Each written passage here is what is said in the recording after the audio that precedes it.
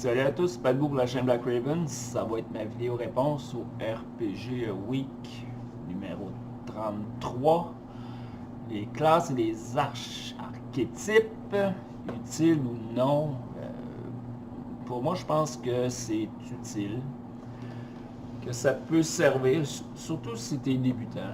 Quand tu commences, c'est bon de savoir quel genre de personnage, quel genre de classe, où tu peux tendre, vers quoi tu peux tendre en tant que personnage.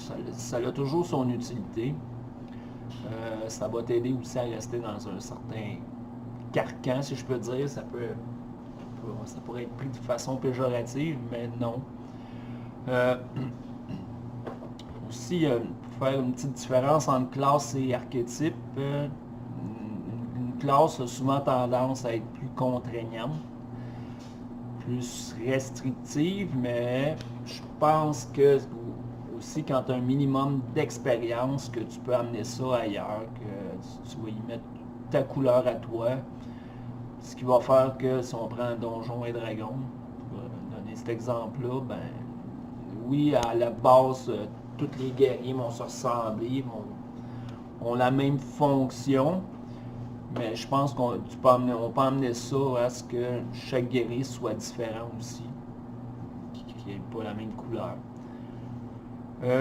Normalement, dans les jeux, quand on parle d'archétype, c'est un peu plus ouvert, ça te donne juste des exemples. C'est juste des exemples de ce que tu peux créer comme personnage. Les systèmes de création vont être un peu plus ouverts.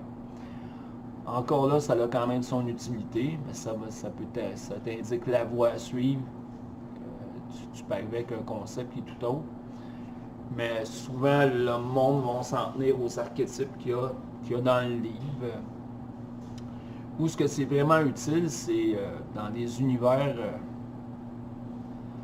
excusez l'anglicisme, mais on va dire un peu plus fucké, où que tu sais pas trop ce que tu peux jouer. Là, souvent, les archétypes vont t'aider, puis ils vont vraiment t'indiquer la marche à suivre. Fait que non, personnellement, je trouve pas ça trop restrictif, trop contraignant. Au contraire, je pense que ça a son utilité, ça a sa place, des classes et des archétypes dans un jeu de rôle.